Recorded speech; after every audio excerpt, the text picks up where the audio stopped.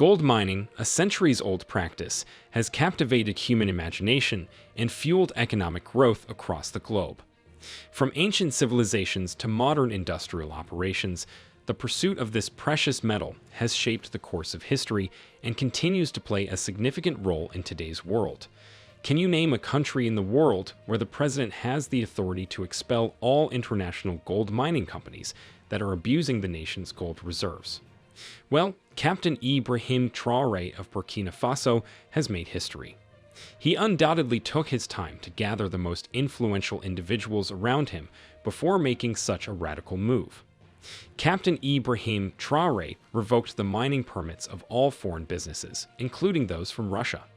However, what really transpired was that Captain Ibrahim Traore was forced to clear the territory. It appears that he learned of the clandestine operations carried out by multinational corporations in Burkina Faso. Given this, how did he cancel the licenses, and what is his plan for the thousands of tons of gold that will remain in Burkina Faso? We are going to find out from this video. Captain Ibrahim was unable to comprehend Burkina Faso's continued status as one of the world's poorest countries, even with substantial gold deposits. He was aware that France, Burkina Faso's former colonial power, contributed to the country's inability to develop an independent gold industry by enforcing unfair trade agreements on the country during and after its independence, which ensured that France profited disproportionately from Burkina Faso's gold resources. During his time in the military, Captain Ibrahim Traore saw that French businesses were granted priority access to mining licenses, and that Burkina Faso's gold exports were subject to disadvantageous pricing agreements. Burkina Faso's native gold mining industry was not adequately supported by France, which instead promoted reliance on foreign technology and expertise that hindered the transfer of knowledge and skills to Burkina Faso citizens.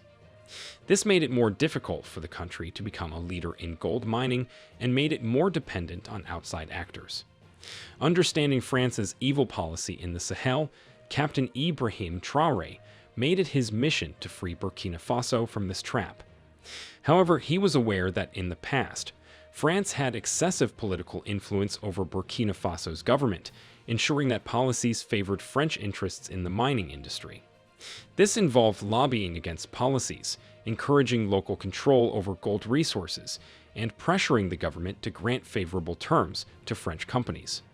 To break free from Burkina Faso's systemic trap, where the CFA franc, a common currency used by several West African countries, looted the country's gold industry, Ibrahim Traore decided to first consolidate all of his powers.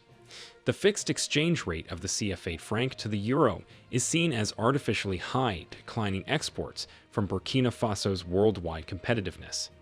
This would have reduced potential earnings from gold exports and discouraged investment. France was able to artificially strengthen the CFA franc and then devalue it after purchasing a significant amount of gold from Burkina Faso, forcing France to pay less in CFA franc than the original price for the gold. This made it evident that France's involvement in Burkina Faso's gold mining industry was primarily motivated by its desire to exploit the country's resources for its benefit, with little consideration for Burkina Faso's development. Since taking office more than a year ago, Captain Ibrahim Traore has decided to carry out his plans. In a dramatic and far-reaching move that sent shockwaves throughout Africa and beyond, the leader of Burkina Faso, Captain Ibrahim Traore, announced the expulsion of all foreign mining companies operating in his country. This bold move was intended to reclaim control of the country's abundant gold resources.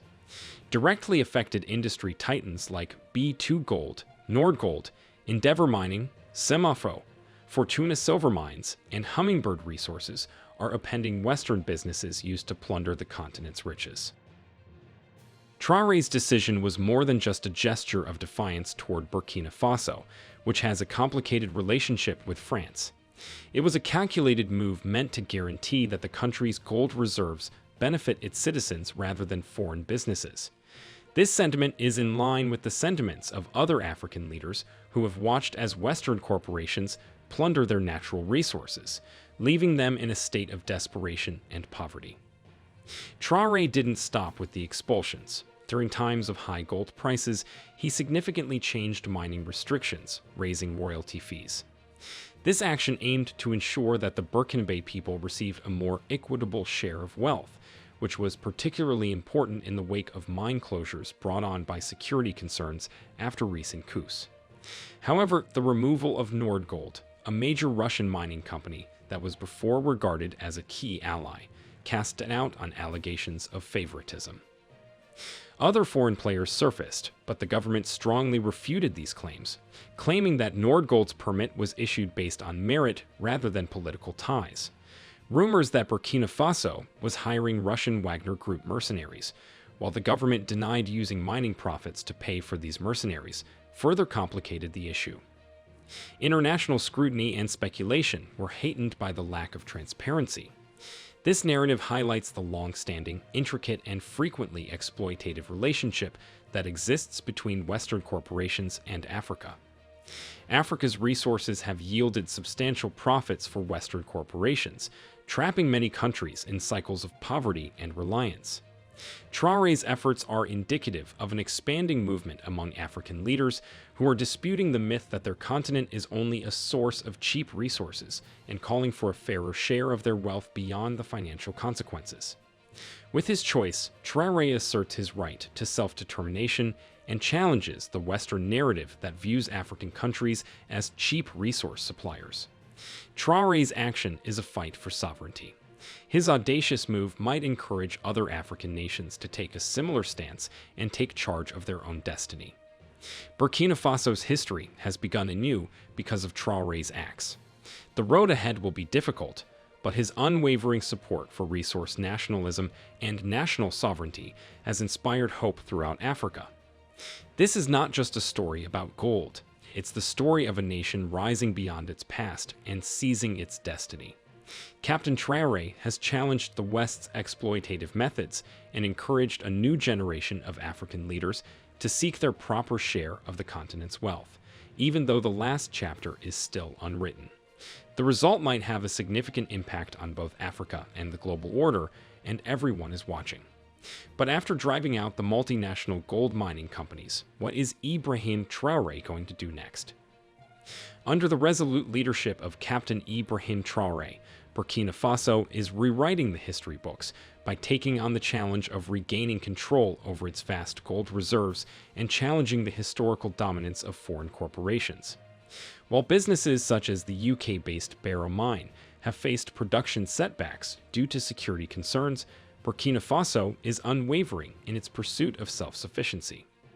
The opening of a new gold refinery heralds the start of an exciting new age in which the country seeks to attract investors dedicated to sustainable and ethical development and achieve the full potential of its mineral richness. Previously, Burkina Faso was required to permit the export of raw gold. Consequently, Burkina Faso lost out on the chance to increase its income. Exporting unrefined gold required accepting lower prices and removing themselves from the refining process, but now that Burkina Faso is building its gold refinery, its officials will be on site to determine Burkina Faso's fair portion that should be given. People had anticipated, nevertheless, that Captain Ibrahim Traore would not drive out the Russian mining company. This is due to Burkina Faso's need to satisfy Russia, a recently discovered ally. However, Captain Ibrahim Traore has a different plan in mind. He does not want to connect Burkina Faso's relations to Russia to permit Russian businesses to mine there. These are two entirely distinct entities that ought to be kept apart. He doesn't want to follow the same strategy of gaining new allies by letting them take advantage of Burkina Faso's gold. Recognizing the historical contributions made by businesses such as Nordgold to Burkina Faso, the strong desire for social justice and economic freedom is driving the winds of change across the continent. Captain Traore is leading the pro-self-reliance movement, which is gaining traction.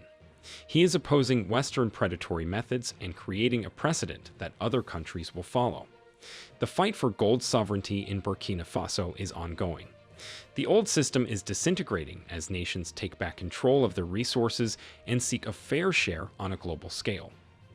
Through promoting a future where natural wealth empowers people and supports sustainable development, Captain Traore's leadership serves as a beacon of hope for those countries looking to break free from foreign dependency. Though the battle is far from over and the road ahead may be challenging, the spirit of self-reliance and Captain Traore's tenacious resolve offer a glimmer of hope despite recent developments. This story goes beyond the story of gold. It's about a nation's journey towards self-determination. It's a tale of people asserting their rightful place globally.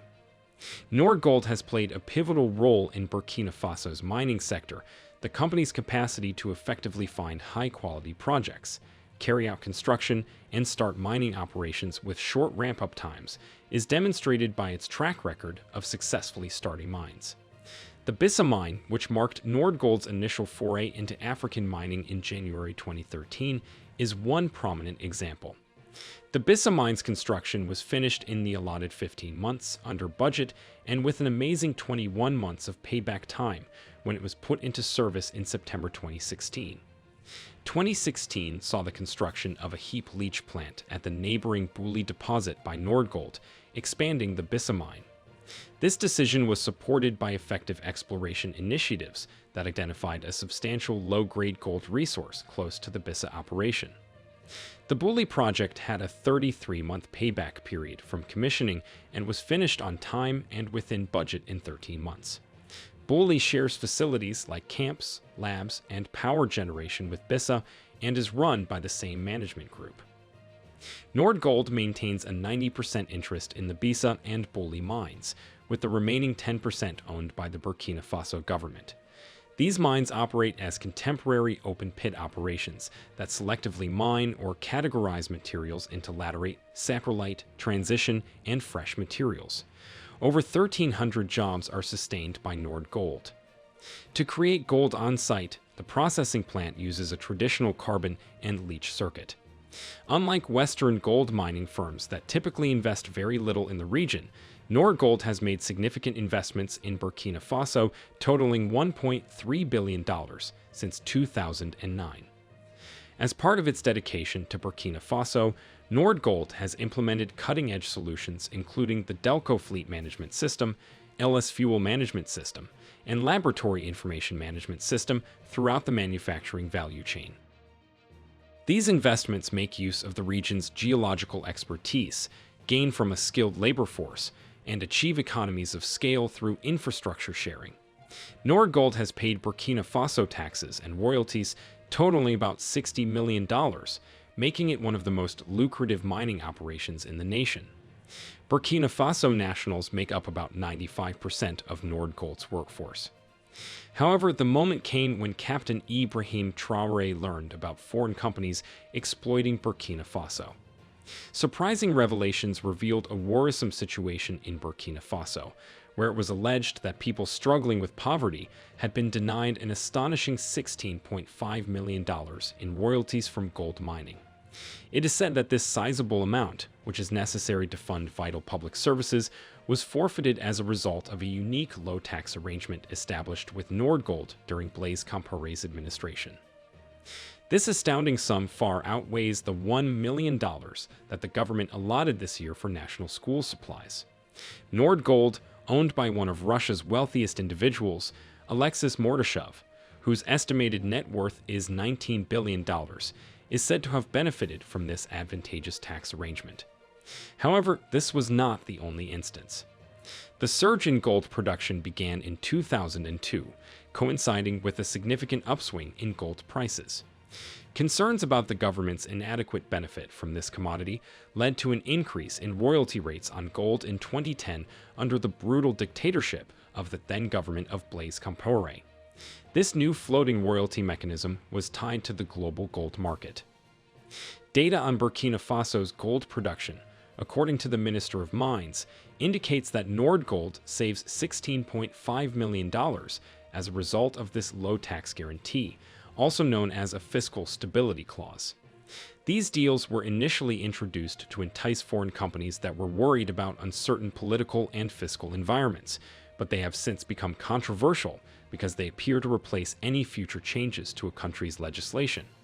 Surprisingly, even though the Burkina Faso government attempted to charge higher royalties in 2011, Nordgold's complaint reportedly resulted in the confirmation of the tax regime. It was evident from Nordgold's own disclosures and annual reports that every foreign gold mining company operating in Burkina Faso was engaging in illicit gold mining activities. Captain Ibrahim Traore only needed to wait for their licenses to expire to request that they be renewed. To avoid having to negotiate agreements, Captain Ibrahim Traore has chosen not to grant any more licenses. He decided to cancel rather than renew the foreign company's previous licenses because of their low tax terms. If renewed, the percentages would have remained the same, but Traore tried to work out fresh terms.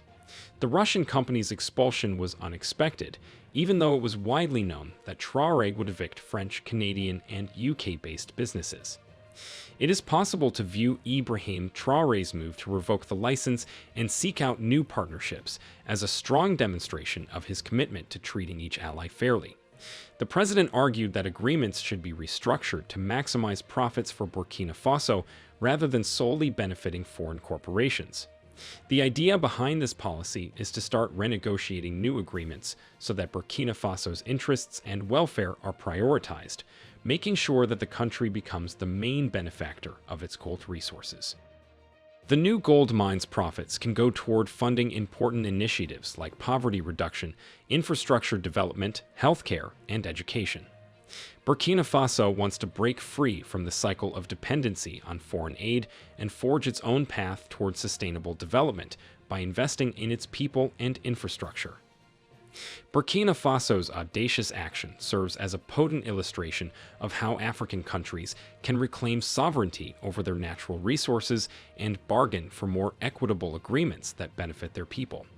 These changes will have significant effects on the entire continent, opening the door for a wealth and resource distribution that is more equitable. The exploitation of resources by foreign corporations has produced a cycle of economic dependency for many African countries. This dependence frequently impedes sustainable growth and restricts the potential to diversify the economy through renegotiating mining agreements. Conversations concerning the larger dynamics of resource-rich African nations have also been sparked by the termination of gold licenses in Burkina Faso. Many countries need help in trying to maintain their social and environmental fabric, while also maximizing the economic potential of their natural resources. They should see what Ibrahim Traore is doing and try to copy from him. African leaders need to stop being slaves to the West and support their countries to build a united Africa. The world is watching to see how Burkina Faso's mining industry will adjust and its effect on the country's future as the dust settles on this audacious and divisive decision. Will this action help or impede the country's efforts to achieve economic progress? Will it spark a more responsible and sustainable mining industry? The full ramifications of this historic choice and how long they will affect Burkina Faso's gold mining industry will only become clear with time. What is your take on this? Let us know your thoughts in the comment section below. Do not forget to like this video and subscribe to the New Tourist channel. Turn on notifications too so you get notified whenever we upload videos like this. Thanks for watching and see you in our next video.